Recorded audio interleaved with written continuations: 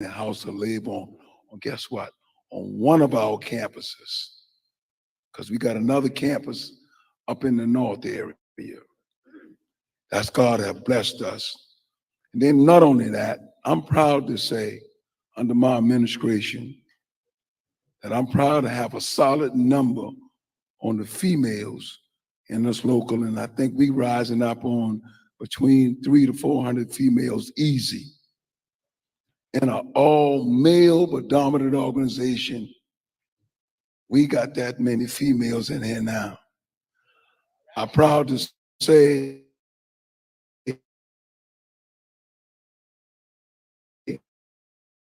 the treasure bought 2 and 3 houses. Ain't been out there 5 years yet, making it happen. And then again, I say, giving the females their kudos, because I could, and it's a fact, it's just a known fact. Our most productive workers now as a longshoreman is females. The females are, yeah, give your hand a click. No, and I'm serious about this. We got yard hustlers driving those trucks, females staying focused and driving those trucks 15 hours a day, loading BMWs, Volvos, Mercedes, Sprinter vans, and all of that on our car vessels. The leading drivers we got almost accident-free is females. I'm proud to report that to you tonight. What I would ask you, while my Secretary Treasurer come to give you all a welcome here, keep the females in Local 1422 lift up in prayer, because the challenge is great. It's tough for them. But I dare any man to say to that female, you ain't got no right out of here. Because that's what they used to tell them. But no more. No more. So I say to you, let's run this election cycle. You keep doing what you do, because payday is coming after a while. All we are is just a servant. And I would say to you, the seed that you've planted here in our community hall in Local 1422, once it breaks the ground, all we got to do is get ready for the harvest of it.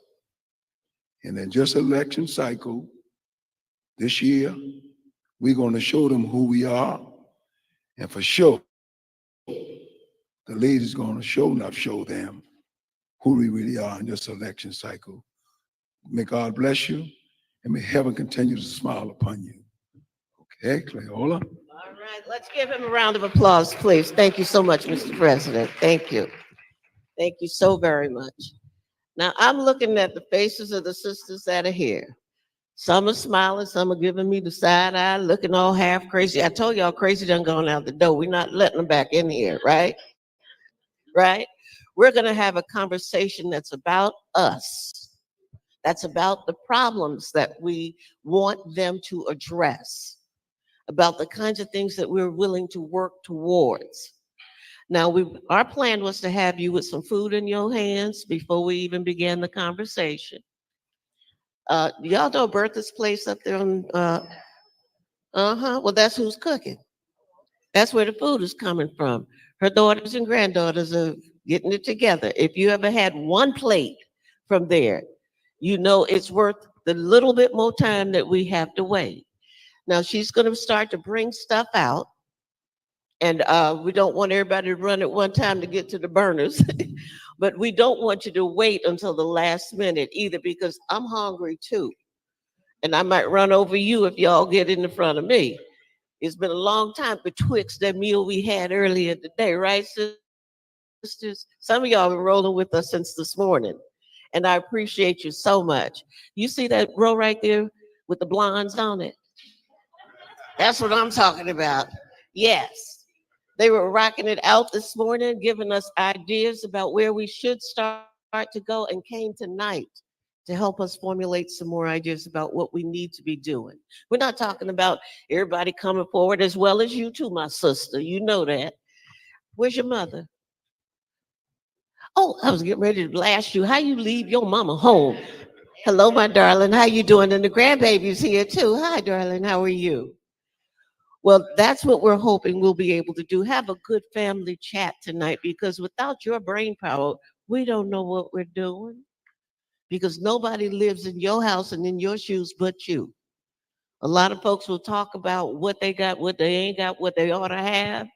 But until we formulate the ideas in the fashion where they can be presented and people know we're serious about it, which means that we will knock on doors and encourage people to vote, which means we will find a way to get a ride to the poll for those who don't have a car, or the money to get on public transportation, which also means that we will talk to the people in our houses who ain't voting, that says it's not even worth it to vote.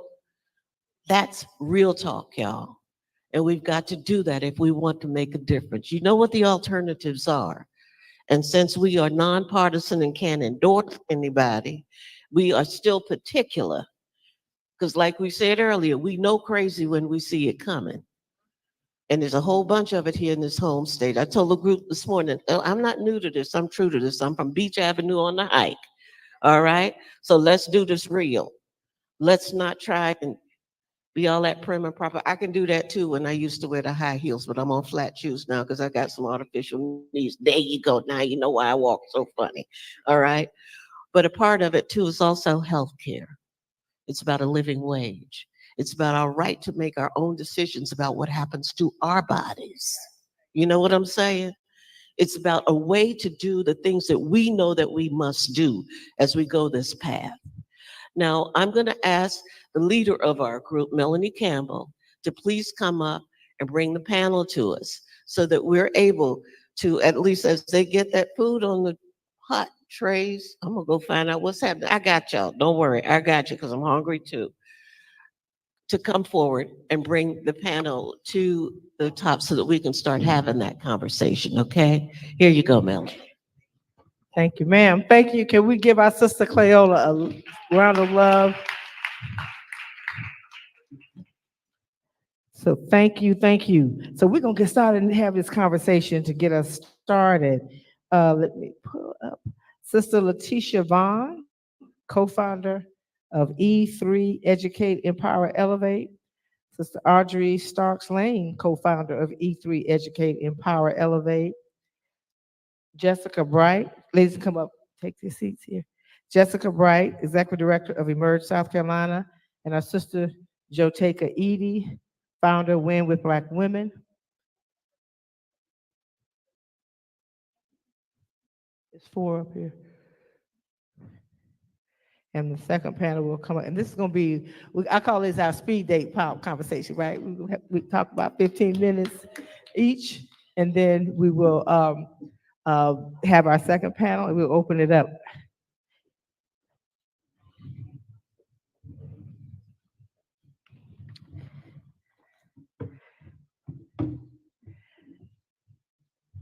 Y'all ready, ladies? All right. So the first question I'd like you all to respond to is about our theme tonight. So the first question is, what does power of the ballot mean to you? And what are the issues that you are concerned about is why we use that ballot? Start right over here.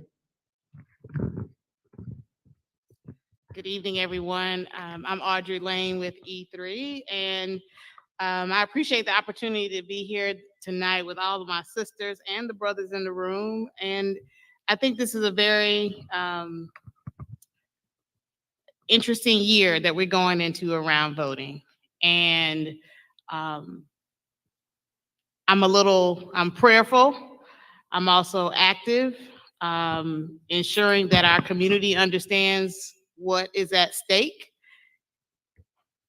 And the work that we do around with E3 over the last few years around the erasing of our history has really taught us a lot about legislation, how we have to be present, how we have to show up, how we have to go to Columbia for the state of South Carolina, how we also have to be present locally and involved. And for women and for Black women, we know our history around voting.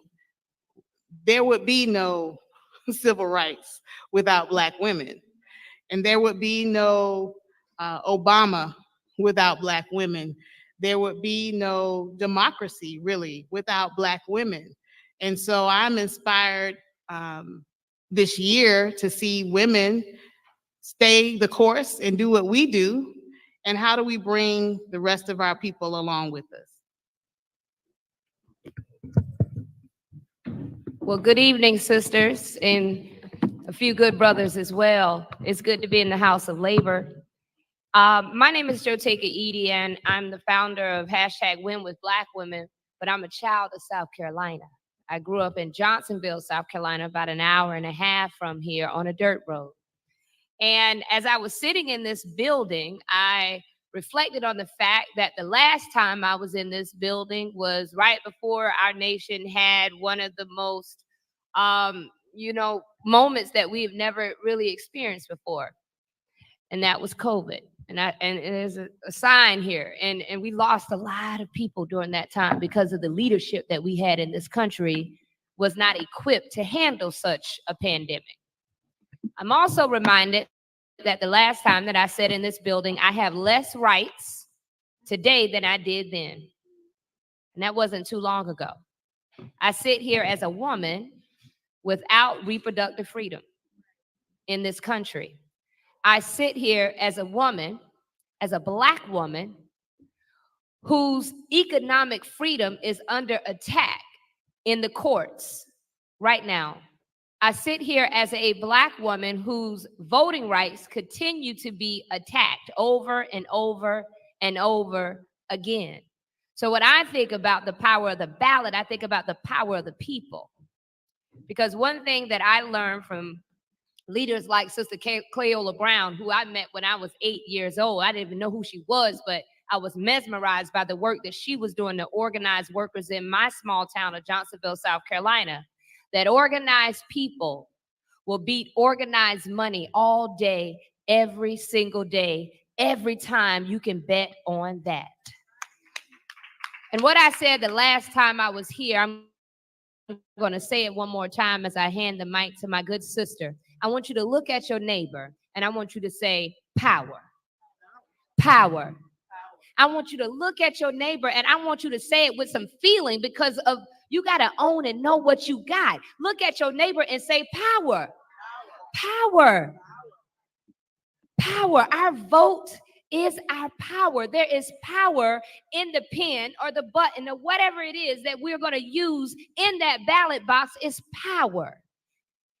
And that is why there is such an aggressive attack on our power. We as Black women in this country, we know that we vote at rates higher than any other demographic in this country. But yet still today as Black women, we still face so many uphill battles. We as Black women in this country, we're the most educated demographic in this country. Yet we still receive less than 1% in venture funding and less than 2% in business loans.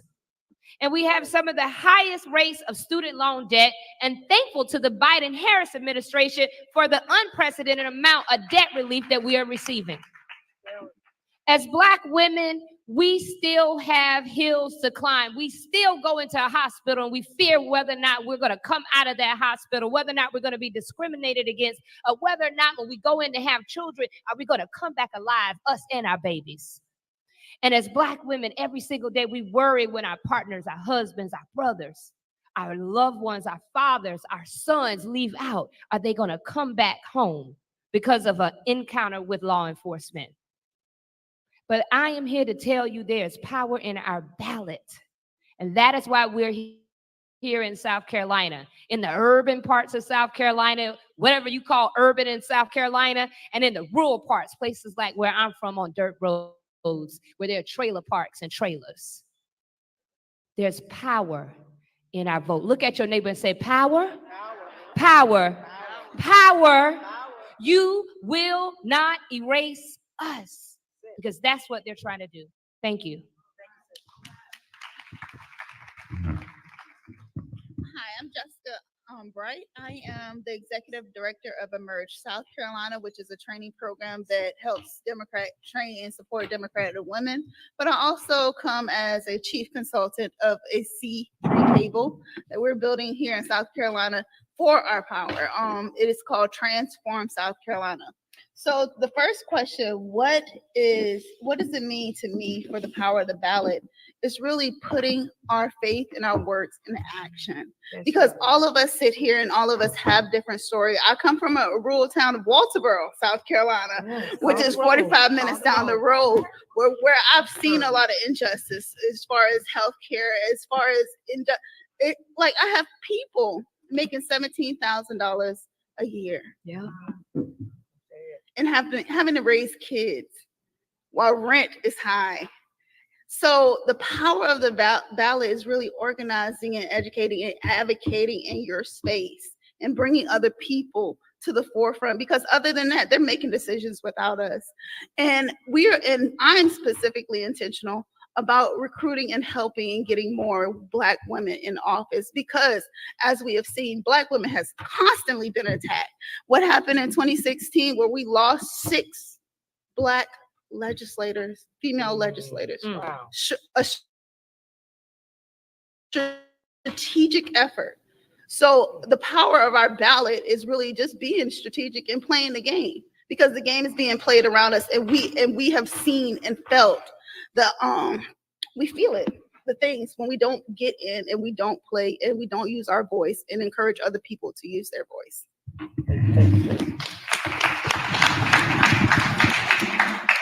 Good evening. I am Letitia Vaughn, the other co-founder of the E3 Foundation. And the power of the ballot, to me, I think these women have stated so eloquently the fact that without the vote, we have no power, right? We know that every system that we encounter was created to advantage someone else, was not created to advantage us. And the only way that we will be able to change our systems and reduce the barriers that our people face on a daily basis is to exercise that power to vote. And it's interesting because we know our history, even though we've been miseducated, right? Even though there's a constant attack on what history is taught, how history is taught, who feels bad about our history, right? We know our history. And we know that within our culture, we have no other choice. Right down the street, Septima Clark was born, right? She was an organizer. And we know that the power of the people is the only thing that's going to change our current situation. So that's what the power of the ballot means to me. All right, say power to ballot. Power. Ballot. Say power Power of of the ballot. the ballot. So next, ladies, everyone knows if you follow politics, somebody says Democratic politics, but I'm nonpartisan, but just follow politics. That Black women, we always say we're the secret sauce to move, maximizing the power of the vote in the Black community. I say it's no secret anymore. It's out. That's why the attacks are coming the way they are. And also the fact that we are that. There's a lot of folks saying that, I'm gonna ask, y'all can kind of chime in and take that there's a lot of frustration out there. Raise your hand. You feel like that? There's a lot of folks saying they're not gonna go vote. Y'all hearing that? Especially young people say they're not gonna vote. But that secret sauce is not just us showing up. It's the secret sauce is us bringing everybody with us, because we are the influence that we have. So with all that's going on, give us an idea of what we should be doing. We know we only have tomorrow and Saturday early vote, but the rest of the year we got to work to get folks ready for November. So, Secret Sauce sisters, what do we need to do to make sure that we maximize that vote and get our folks to turn out? And we're throwing this in. Well, it can't just start at election season, first of all. So this is something we need to be doing year round.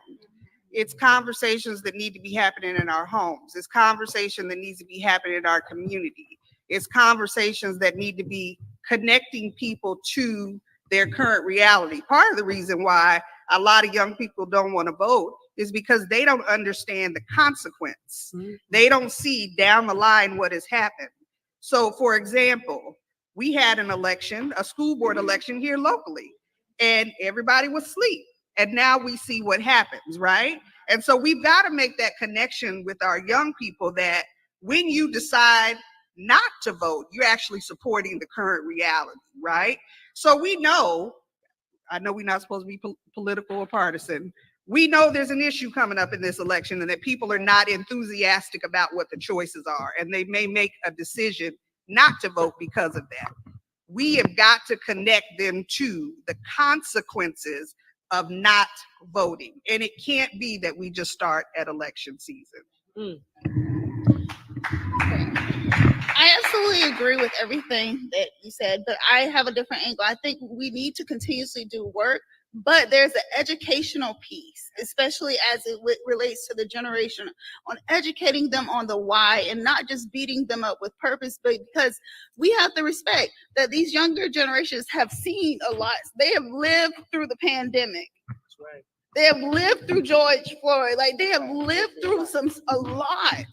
And even if they were engaged or whatever, like, we need to sit back and ask them, why aren't they motivated? Why aren't the kids that are 18 years old that have lived through this past couple of years where people have died like left and right?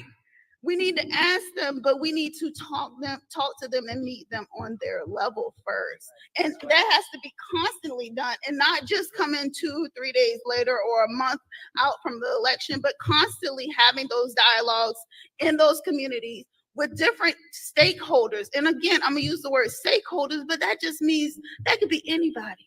That could be a community leader, a coach, or whomever, and educating on them.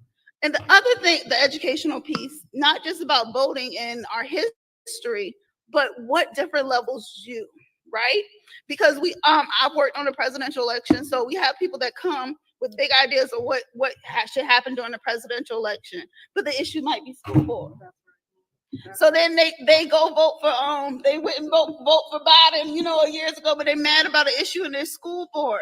It's education and meeting people where they are, because some people might not be. It's not romantic. Like, we as Democrats or as people, Black people, we have romanticized our leaders, and make emotional decisions, but we need to kind of meet the next generation if we're going to move forward, because if not, it's going to be kind of sad.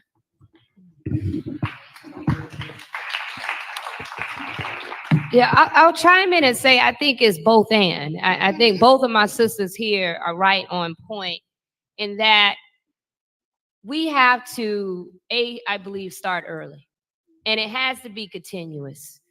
Our folks cannot just see and hear us 5 days before the election, a month before the election. It has to be continuous.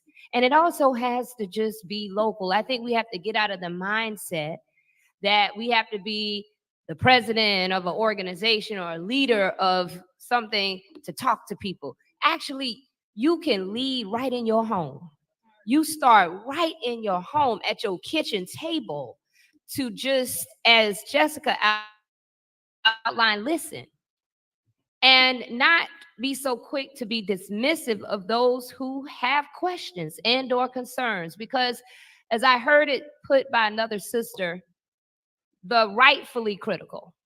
How do we embrace those? Listen to what it is, their lived experience. And as my other sister said, remind everyone of the consequences when we don't vote. Because sometimes the mass confusion and the depression of the vote is meant to keep us from voting because of the consequences or to someone else the advantage of what happens when we don't vote. And so it's important for us to, I believe, listen to those who have concerns and truly listen to come to an understanding to how we can then encourage them to get involved in a way, not just, oh, go vote, but get involved in community to be the change that we see. I think we have, as the sister just said, romanticized leaders, when really we are the ones that we're waiting for. It's just us. And if we put ourselves in the mindset, when we think about the great civil rights leaders who came before us, they were in their 30s, they were in their 20s. Cleola Brown, I believe, was 15 or 16 years old when she snuck on a bus, a Greyhound bus, and went to the March on Washington. And I think we wait for somebody to tap us on the shoulder to tell us that we can lead, when really all we got to do is just do it. And I think that's important. And finally, what I will say, my sister, you said secret sauce, but I dare say that Black women, we the whole recipe. We the entire recipe, not just the secret sauce. So I've been thinking a lot about this because of if you look at our data and our numbers at the polls. So for instance, I live in Charleston County, I live in the city of Charleston, and our last mayoral election, and then the runoff. So the runoff was on a Tuesday before Thanksgiving. It was dreary outside, y'all remember? And so in my precinct, there were supposed to be 5,000 eligible voters. And when I went at 4 p.m., I was number 456, all right? And so you do the math, that's, 10%, right? And what I'm thinking about, my background is engineering. I'm always trying to find solutions. I'm always thinking about what is the key? And I think about getting people out to the polls. One, I think once they're educated, I agree with everyone. So, work that we've been doing is just putting the pieces together, especially in Charleston County and around the school district issues, putting the pieces together, the historical perspective, so people can understand that what is happening today is not new, but we can go all the way back to the 1700s and we can look at laws and history. And so what is happening is we have now an awakening of people that are showing up and they're saying, I want to be present. So now we have to keep people motivated to keep coming because they're thirsty for information because they absolutely see what the consequences are. And so I'm thinking about, if we do all the education, how do we get people out to the polls? On those days, we have to go back to history, which says that our churches were activated. Our churches were activated. So last Saturday, we had the pastors and we talked about going into all the churches and saying, going through your roster and being able to know who are the registered voters in your church. Because there's data that says if we can get 50 to 60 people to vote in each church, because churches are usually they're around each other. You can have 5 or 6 churches in one cluster. That can change the outcome of the vote. And then what else is sitting in parking lots on Tuesday of voting? We got vans. Every church got a van, at least one. Some of them got buses. And then on this Tuesday in November, our schools are out of, they're not in session. So you got buses that are going to be sitting. So we could start thinking about how could organizations coalesce and come together and really you could have party buses going to polls, right? And we can make it like, this is the thing you want to do. Oh, I don't have to drive. I can take the party bus to the so I can take the party bus to the vote. How do we get our people activated again and excited about being a part of the change? I'm just excited about what can be the possibilities. Can you give us our first panel of sisters, is what I call it? Our first panel, a round of applause. Thank you all so very much, ladies. Thank you. Bring up our sister Trudy Lucas. We have a couple of folks that are going to bring greetings, and then the second panel, y'all get ready, get ready. We're going to call on you, and then we're going to open it up and come and have a conversation with you all that aren't on the panel. And when we do that, we're going to let folks to start, once they tell us it's a go, start bringing food. So Trudy and then Christina is going to be a part of the group to bring greetings. Thank you so very much. Thank you, panelists. That was amazing. Thank you. Thank you. I'm so excited about being able to share this individual with you. She is the president and the CEO of the International African American Museum right here in Charleston, South Carolina. She is a powerhouse.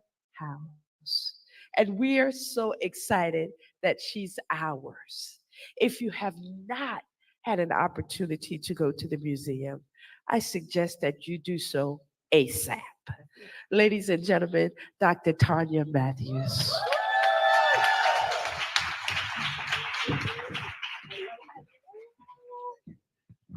All right, y'all, how y'all doing? Y'all tired yet? No, just making sure, just making sure. Listen, I am excited to come and to greet you all and to say hello and re-hello to a lot of folks that I know. Of course, inviting you to the International African American Museum, which is now the second largest museum of its kind in the country. Go Charleston, go. Of course, we have the power of place in that space because we hover atop the spot where the nation's former largest slave trading port was. Hover atop because the ground is sacred. So even the museum does not touch the ground so that we can put our feet back on that place. I was talking to a brother visitor the other day, and he says, it doesn't escape me that the last time I was down here, I was voluntarily getting on a boat, one of those cruise ships, and to be in this space where I have that choice, but I'm also here to remember that. So it's very, very powerful. In that space, I want to encourage everyone to come, visit, support, and be a member. And I want to tell you, there are some advantages to running a history museum. See, the advantage to running a history museum is I get to know some stuff. Right. So when the new stuff comes up and they talk about a new election, I said, you mean just another election, right? And they want to talk about the importance of this vote. You mean the importance of this vote again. And so you come to the museum, you might find some inspiration. Now, some folks might find some inspiration when we talk about where we were, right? How far we've come. They want to talk about that space, in the middle, this period of enslavement. Some folks gonna take it all the way back, say, well, I remember when we used to run and build kingdoms, so that's why I vote, because I intend to do that again. They may find their inspiration there. Some may find their inspiration in all of the elected officials and powerful pundits that we feature and we showcase in the museum. But this group right here is special.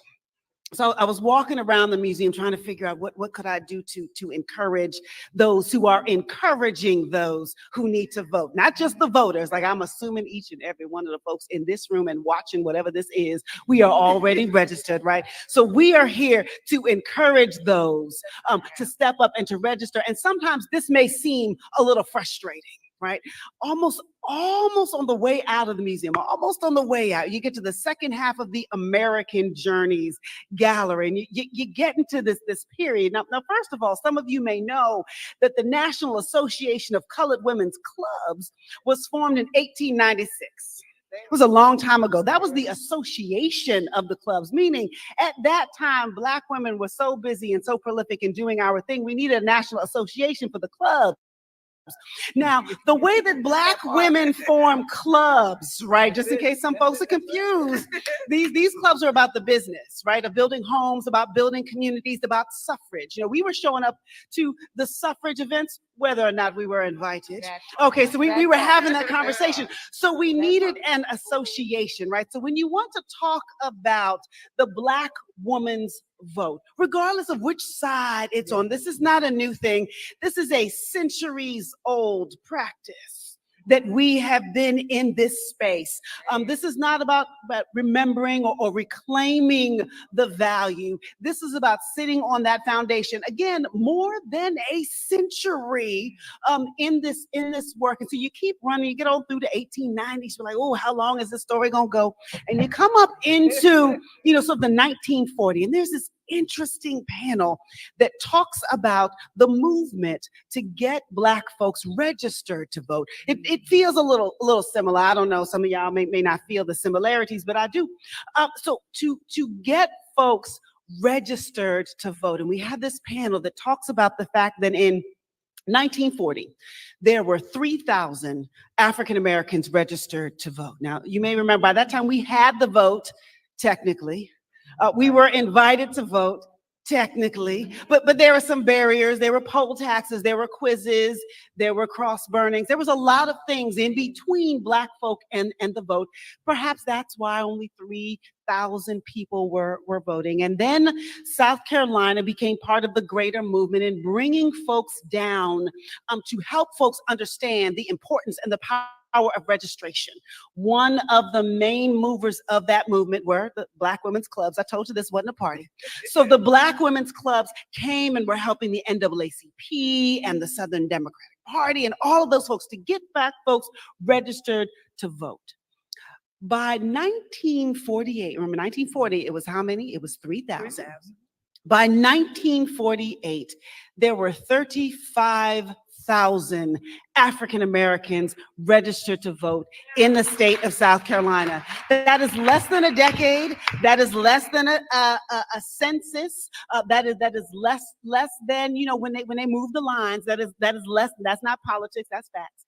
That was less in that point. So just to remind you that what you are doing is powerful. What we're doing is possible, and it makes a difference. To go from 3,000 to 35,000 inside of a 10-year period is why this is so important, is why this is so hard, is why there may be barriers.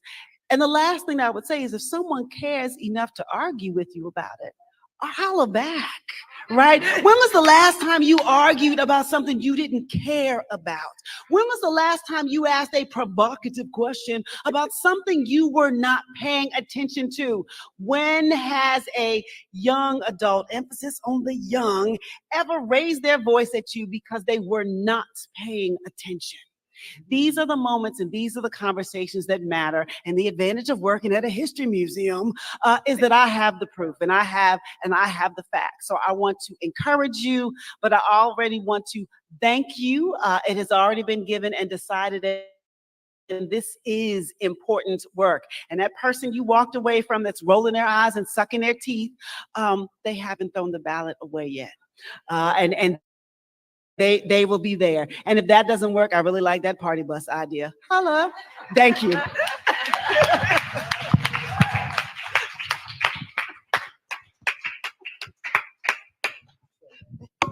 You gotta go see it. If you hadn't been, you gotta go see it. You have anybody else? Okay. Is it Miss Yvette in the room? Well, Christina's in here. Miss Christina Q, come on up here. She is our newly minted convener to establish the Black Women's Roundtable in the state of South Carolina. She's out here moving and shaking and making things happen and moving presidents and vice presidents from the United States to Africa and everywhere else. At one time, she was on our team. She's never left our team. She was our campaign manager in 2022. So I know you got to hit the road. So bring us some grievances. Good evening, ladies and gentlemen. We are so honored to be here before you today. Thank you so much to our fearless convener, Melanie Campbell, and Ms. Trudy Lucas. We're in her hometown, and I am Christina Q from the great city of Aiken, South Carolina. And I am so excited to be here before you. This is out of all the events on our schedule, this is one of my most favorite events that we were organizing and putting together. And so in my 15 jobs that I have at one time, I'm trying to multitask and be in two places at once right now. So y'all forgive me that I have to leave right after this because the vice president is coming to South Carolina tomorrow, and she'll be in Orangeburg, South Carolina. So, you know, we do all things to support all the Black women and the amazing Black women doing amazing things. So that's really what my motto is in my job. So I really love the work that I do. And so I'm just grateful for the opportunity to stand before you as a new convener of the South Carolina Roundtable. A lot of you all have been to Black Women Roundtables events in DC and seen nationally the work that Melanie and all the other conveners in all the other 13 states have been doing. And now South Carolina gets the opportunity to be one of those states. And so I'm so excited, and I look forward to working with everyone that's in this room. And I look forward to us branching out and reaching across the state to bring all the Black women in together. And so we can go to the retreat together. We're gonna do all the things that all the other conveners have been doing together. So thank y'all so much for being here. Hate I'm gonna miss the rest of the conversation, but we're looking forward to continuing this work, because I heard my sister Jess mention it's important to keep this work going, and not just during election time, but during the whole year, so that we can make sure that we get out the vote and we really help us understand the importance of our vote, and our voice. And so thank y'all all so much for being here, and I look forward to working with you all. Thank you. Thank you. And be safe on that road. Be safe on that. So we get a little wake up music. Wake up, wake up, wake up, wake up. Let's get wake up music. Yes, ma'am. Yes, ma'am. Always. But Clay, you know what I want to do? Take a moment to pause for our brother Joe Madison, because it's out.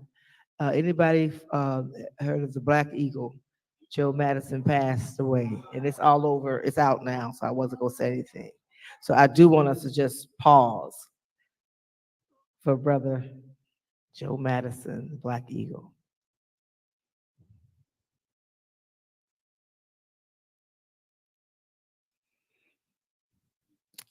Oh boy.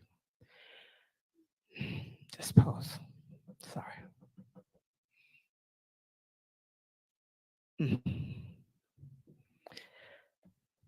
Hold on.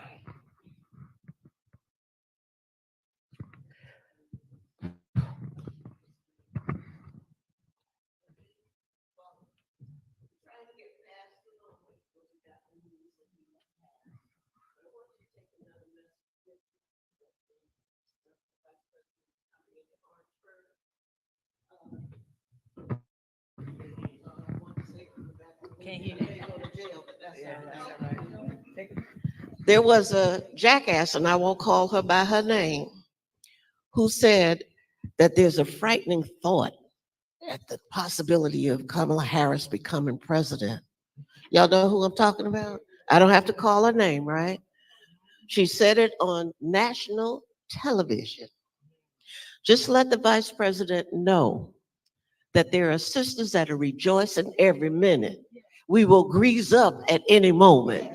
That if the occasion should arise anytime to defend her to a seat that she is rightfully entitled to, if something should happen where her progression falls in line, we will not sit quietly while they insult those who are doing the work, who came to that position by virtue of owning it, not just because she is or that person.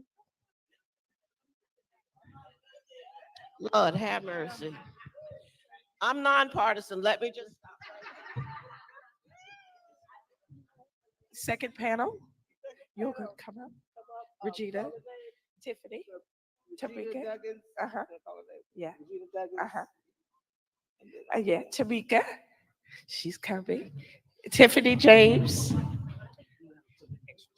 Maria, are you here? Maria Reyes. She's not here.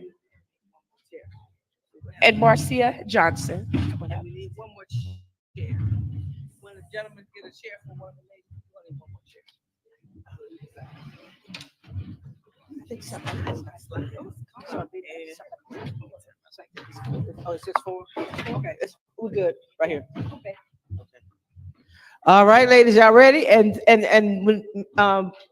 what we're gonna do, because once they let us know that the food is ready, we're just gonna let people just quietly go and grab something. Okay. All right, y'all ready, ladies? Y'all ready? Well, I'm gonna ask you that first question, okay, that I asked the first panel. And then what does the power of the ballot mean to you? What are the, I'm gonna twist it a little bit. What are the one or two things that you think are on the ballot? We've got a whole ballot thing. I wonder what a ballot is. We list all the issues of concern. So what does the power of the ballot mean to you? Give us one or two things that you think are on the ballot. I say voting rights are on the ballot. Start there. Well, good evening. My name is Mika Gadsden. I'm an organizer here. I organize around social justice and environmental justice, and I also create content. I'm a media entrepreneur. For me, I've been organizing around Charleston and around the state for some time now. And for me, when you pose that question, what immediately jumps to my mind is legacies on the ballot.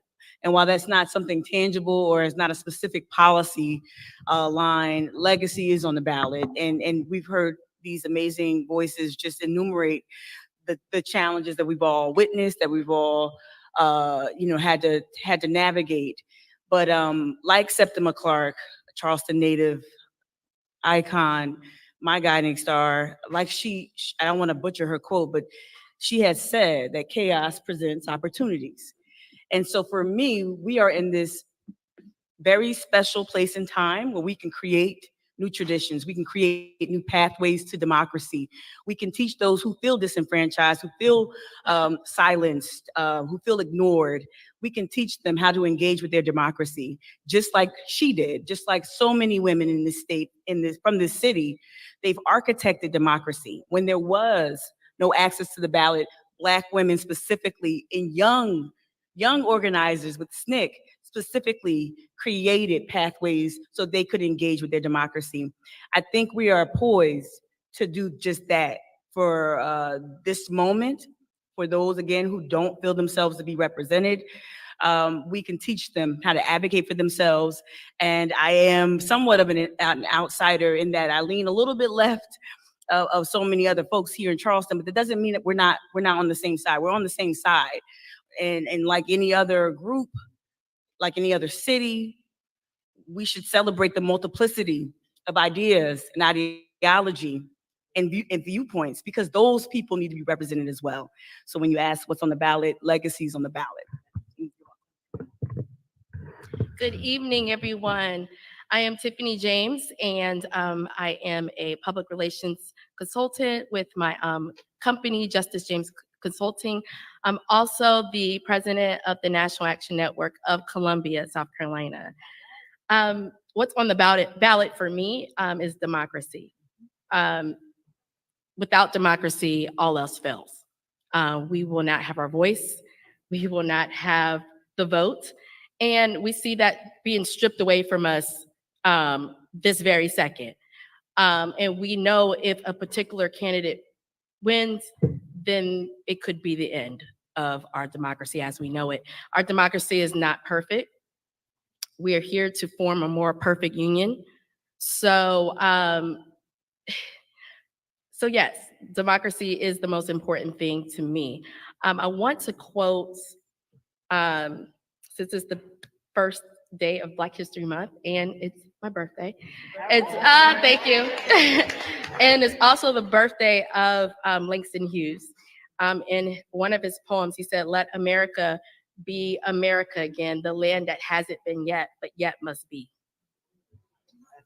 Right? That but yet must be, like I sit with that almost every day. Our country cannot be if we lose our democracy, right? If we lose our choice, if we lose our voice, if we lose our vote. And so democracy to me is the most important thing, as well as community. We have to move beyond our individualistic ways and focus on each other. And we are in a fragmented world. And as long as we stay in our own little bubbles, our democracy can collapse right before our eyes. And I believe that's what we're seeing right now. But we have a chance to save it this November. Marcia, okay, Marcia, also, I know you have materials. This is when I wanted to put them out. So if we have those materials from Lawyers Committee, guys, we want to put that information out. Make sure you answer that question, but also tell them what to do to protect our vote. Good evening, everyone. It's great to be with you here this evening. Very excited to have this conversation. Thank you, Melanie, the coalition builder, for inviting me to be a part of this. When I heard the question, the first thing that popped into my mind is everything, right? Everything we care about, all the issues we care about that govern our lives, the way we live, autonomy over our bodies, our education, work, and More importantly, as a voting rights lawyer, for me, the courts are on the ballot. Right now, we see the courts, starting with the Supreme Court, that is shredding, picking away at the iconic Voting Rights Act of 1965.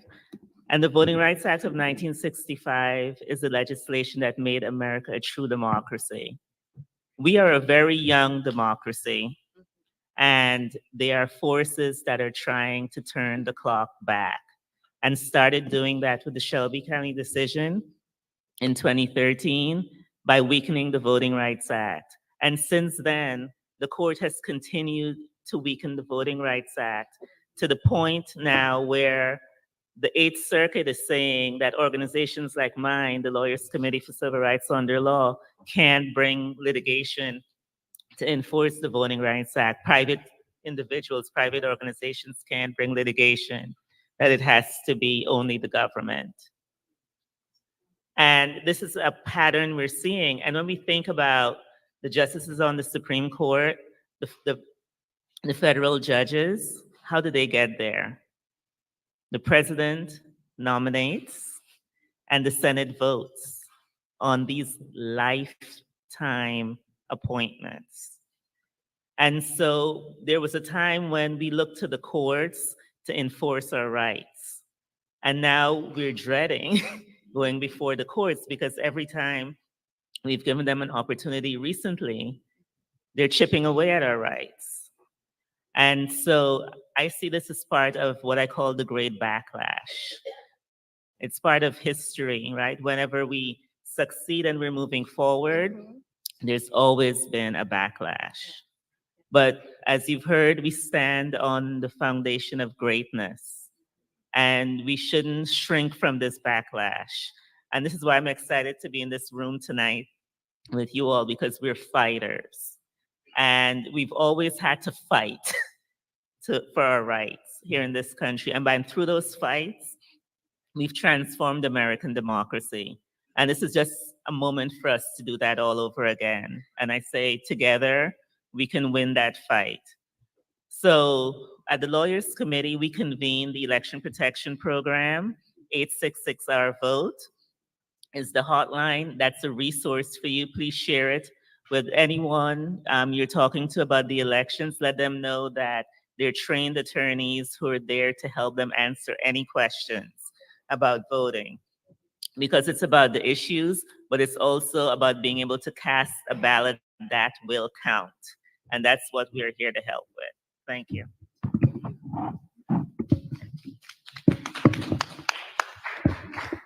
Good evening, everyone. My name is Dr. Regina Duggins. I am the founder of Charleston Black Pride, which is an LGBTQ organization that I started here 4 years ago. I'm originally from Coney Island, Brooklyn, New York, but my family roots on my mom and my dad's side hail from St. George, South Carolina. And what I feel that's on the ballot is education.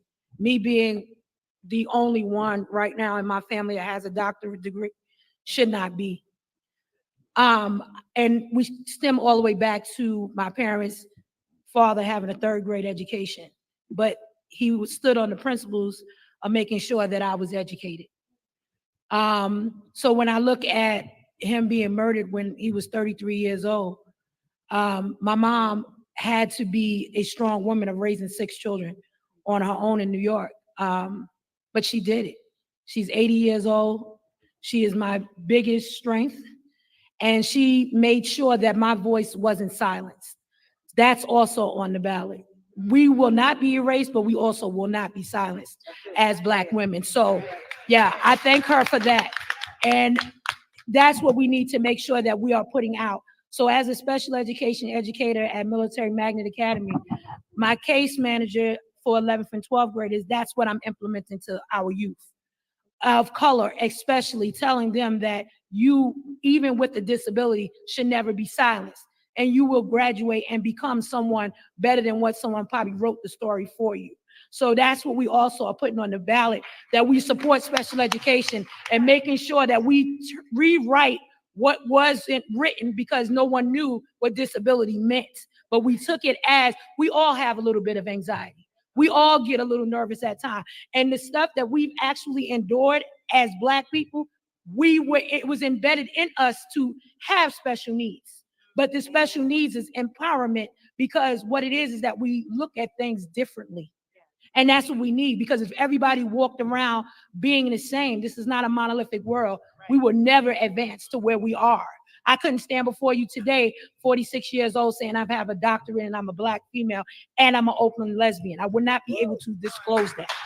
So the times is changing. So that's why I said keep educating, because even me educating you in this room, if I didn't disclose that I was an openly lesbian woman, y'all would love on me. But some of you may, because of your and not knowing your lack of, and being uneducated, oh, I don't understand what lesbianism is. Okay, it's not for the part for you to understand, but I need you to support me because I'm coming to the table. And I'm still fighting the fight because I'm Black first, I'm a woman second, and then I'm a lesbian third. So I need you. Thank you. We bring our whole selves to this table. This is rapid. So, because we want to make sure we eat and we in the same night we started it. Hallelujah. So, second question to you all: what do we need to do, not just for this next 2 days, to make sure that we maximize our power as Black women, as Black people, in this election? Whoever wants to start, I'm not even going to go around. What do we need to do to make sure we maximize our vote, not just over the next 2 days, but in this election cycle? Keep talking. Don't be silent. Keep talking. I agree. We need to continue engaging. You know, the elections are an opportunity for us to talk about our democracy, but it shouldn't be the only time that we're talking about our democracy. It shouldn't be the only time we're engaging. And I really like what was said about engaging young people, because I learn a lot from young people, and they have the power to be transformational because they don't sit with the things we just accept, and which I love about them. So let's just keep talking to young people, learning from each other, and engaging each other throughout the year, not just around election time. So, okay. I will say, keep people engaged. Is that the question? How do we maximize that vote? I believe we maximize it by caring for each other. We don't know each other. So when we come together and say, hey, we need to get people to get on the bus, we need to get people to do this, we need to get people to vote, and we're shaming people for not voting, it's just like, but we don't know each other. We don't know each other. We don't know each other's needs. We can walk down the street and not know that somebody's rent is due and they may be out of that house the next day, right? We could be sitting next to somebody and not know that our sister or our brother has a need. And I think it's because we were taught to be like, pull up our own, superwoman, and to pull up our own bootstraps, and every man, every woman for themselves. And that's not the type of people we are. We come from Africa, the motherland, right? And the type of people we are people who is community-based, who care for each other, who provides for each one of us, not just for our single family household, but we look out for each other. So I think it's so important to build like care infrastructures in our community so we know each other, we love each other, we care for each other. So when I say, you know what, we need to go vote because so-and-so needs this or so-and-so needs that. And then they're like, okay, well, let's go do it. We don't have to we don't have to force them to do anything. Everybody is already on board because everybody is already connected. And that's how we were during the civil rights times. That's how we were. But we were forced to be together then. We were forced to be together. So what would it look like if we choose to be together now in 2024 and beyond? How do we maximize our vote? To me, we're only as strong as those we bring with us. And that is something that was already echoed with the previous panel. But I want to ask a rhetorical question. What does Cleveland Sellers, Stokely Carmichael, and John Lewis, what do they all have in common? There you go. You said SNCC. They were student activists, right? There was a place for them. right? So when within the movement work, whatever that movement work with is, whether it's block by block, whether it's church by church, we need to create space. If we're looking around and we don't see young folk engaged, that means we have not created a space for them, right? And so we need to do that. We need to follow the steps. Again, I'm going to say their names again. Ella Baker, I'm going to say Septima Clark again. These are the women that actually taught these young men and women. Got to remember Diane Nash, a number of Black young organizers. And so for me, we maximize our vote because we create spaces for people who are not engaged. And we ask them why they aren't engaged. But not just that, we start advocating for things that they care about. If they want more outdoor space, more green spaces, if they want cleaner water, we need to make sure that is on the ballot. So they see themselves on the ballot. That's the incentive. So if they don't see themselves in organizing, if they don't see themselves on the ballot, they won't show up. So we have to create that space for those people. Thank you all. Thank you for our second panel. Thank you all, ladies, so very much. Trudy, we have someone going to bless the food, and we have our sister leader, Kara Tarantine, is going to come up here and talk about, give us some information about the rest of the tour. And then, but we hope that you can hang with us for a little while longer because what did she say? We need to be together. So I like to be together around food. I don't know about anybody else. and ILA, Ms. Yvette, them have where's the place the food comes from, Crayola? Bertha's, right? So I'm about to get some Bertha's food, right? And so we hope you stay because we're not done. We're gonna come off of this stage. We're gonna come down and ask you all what you think and what we need to be doing. So we're gonna have a roundtable conversation and I think we'll be out of here in 30 minutes. Is that okay? Okay. I'm gonna ask my wonderful sister to come bless the food, Reverend Rosalind Daniels.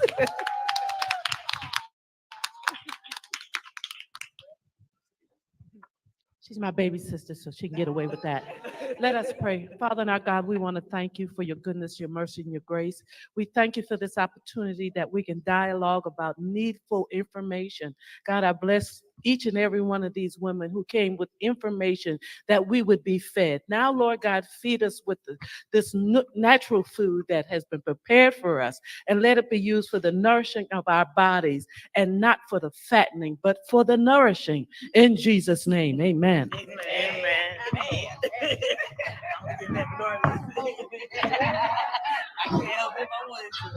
And so hold 1 second, just a couple of minutes. We want to bring on Kara Turntine to talk about the rest of the tour, and then we'll break to get the food. So Kara, come on up. Give 2 minutes.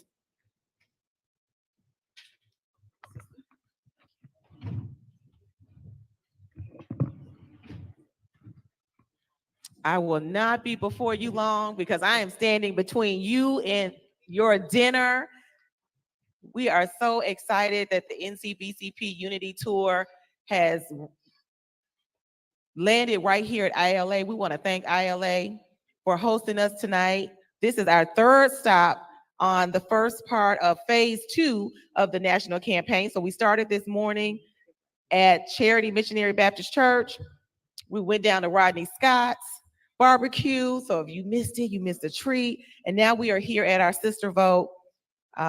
We will not be erased Townhall. And so this is the first day of our 3-day, 5-city tour across South Carolina. We invite you to join us tomorrow. We are headed to Columbia, where we will visit Benedict College at the David Swinton Campus Center for our Columbia HBCU early vote tour with our young people.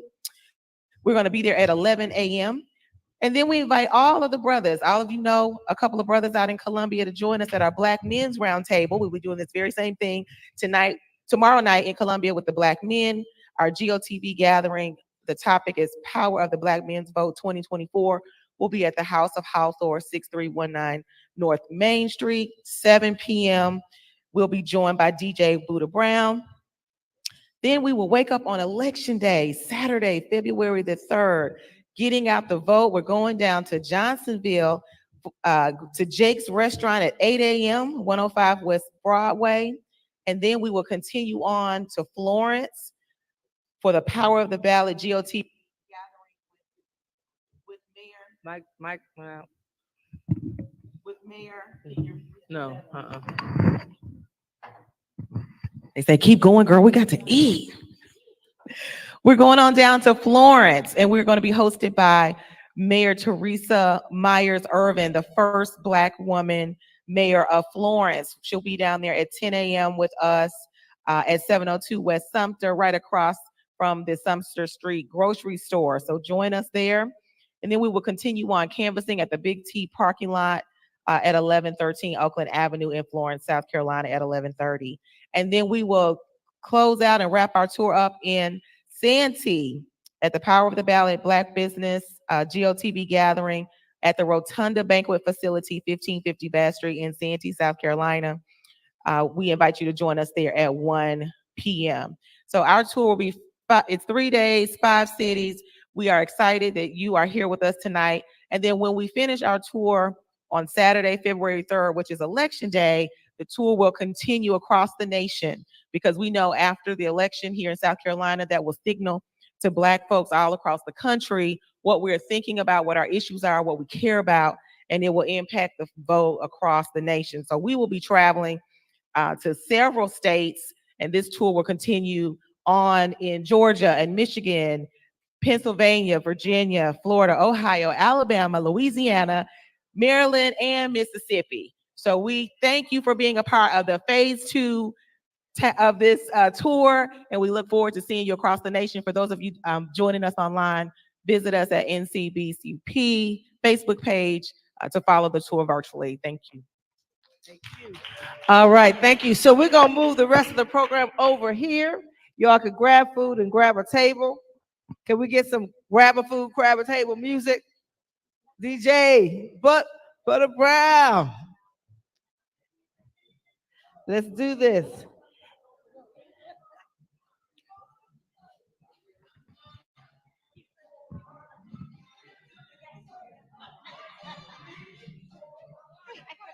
Yes.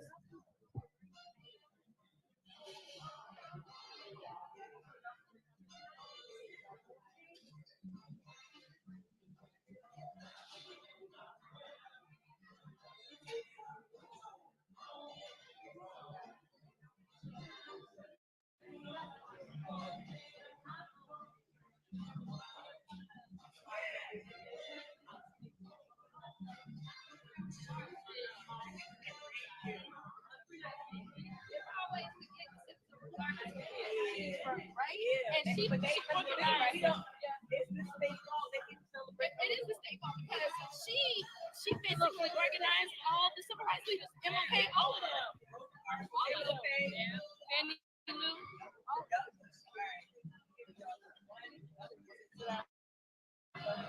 Okay.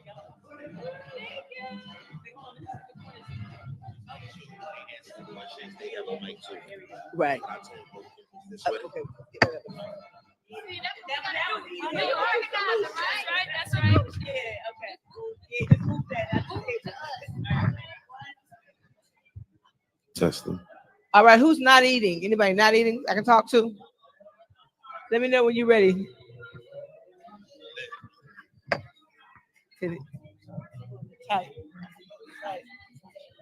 Okay. All right, who can I talk to first? Let's go over here. All right, sister. We are still live. We are still live. Sister, we are still live. So I want to ask you, tell us what you think needs to happen going into this election, not just this weekend. Okay. Hello, everyone. I am April Lott. I am, oh, okay. I am the second vice president for the National Council of Negro Women. I am the first vice president of the A. Philip Randolph Greater Charleston chapter. I am the chair of the Charleston Alliance for Fair Employment, Charleston Worker Center. I am also president of the Charleston Central Labor Council, president of the American Federation of Government Employees Local 3627. I am the co-chair of the South Carolina Progressive Network, and I am a board member of the South Carolina AFL-CIO. I think that's it. But what needs to be done going forward is we need to make sure that the people understand that this is their right, that this is a right that has been fought for, that there have been tears shed, there's been sweat, and there was even bloodshed just for us to have this right. The right to go into a room, to stand in front of a ballot and make a decision for who's going to be on our school board, to make the decision of who's going to sit on our county councils and our city councils, who's going to represent us in the state legislature, who's going to represent us in the governor's house, and who is going to represent us as the president of the United States. We have that right, and we must exercise our right. We must not take it for granted, and we must use it, because the power lies within us. So that is what we need to do. We need to educate, we need to agitate, and we need to get these folks moving. Thank you. Thank you. Thank you. Okay, who's ready to tell me what you think? Is this sisters right here? I'm walking over here before she put her fork in her mouth. And I'm not gonna get you while you're eating. Can I get you, sister, right here? Can I? Yes, ma'am. Tell us your name and tell us what you think we need to be doing and what this power of the ballot means. Okay, I am Annette Lott. I am that April Lott's mom. And I've enjoyed so much tonight for what I've heard about the voting. And it's so important. It's so important that I voted. I voted. I voted already. And we need our people to know the importance of this. It's very important to know that, like she said, people fought for us. They fought for us to be here to do exactly what we are doing right now. And we need to let everybody know, however means, whatever needs possible, whatever means possible, we need to get it done to have all of our people vote. That power, voice, power, that's what we need. All right? Thank you. Where's Miss Yvette? Thank you. Thank you. Miss Yvette, I'm coming to you. You hadn't eaten yet. You're not eating yet. Come on over here. You're not getting away with not saying anything to us. So let's talk to us. Tell us what you think needs to happen. I'm gonna hold your plate. Okay. Hi, my name is Yvette Flowers. I'm the financial secretary for this great union, Local 1422, here in Charleston, South Carolina. We are so glad to have y'all in our house of labor again. And we have so much to do. This election is a vital election. There's so much out. We just don't know what the agenda is of folks. We have to make sure that the people we elect is going to make sure that we protect our future as well as look out for the past, because the thing that bothers me the most about this election right now and what has happened with our reproduction rights. As a grandmother to 4 little girls, it bothers me that they have taken a right that they should have, that I had my whole life, away from them. And I don't want to see that. I want to see that fixed. I want to see that changed. I want to see that put back right. Because years ago, we didn't live in that time, slavery time. We weren't in that era. And to know that they're trying to tell us what to do with our bodies like they did back then, it is very scary to me. That who knows if they can change that? Can they change something else? So we must come out and vote and make sure we support the right candidates. And I know what my right candidate is. I know y'all know. But we need to support them. We as Black women must stand together, because I'm going to use our ILA's slogan this year. We are a force to reckon with.